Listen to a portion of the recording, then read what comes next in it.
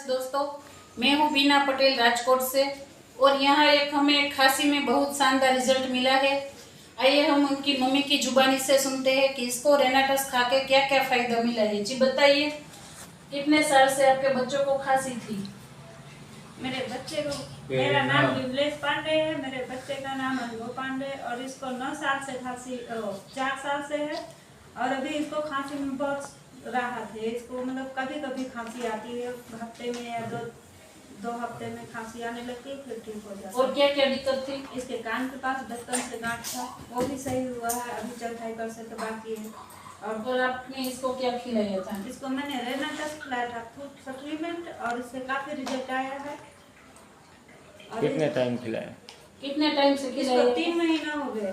3 महीना हो गया। 3 महीने इसको पूरा हो गया है और ये बहुत अच्छा रिजल्ट मुझे मिला है। इसको स्वस्थ तो खाने और जो बीमार है उसको तो खाना नहीं चाहिए। Thank you.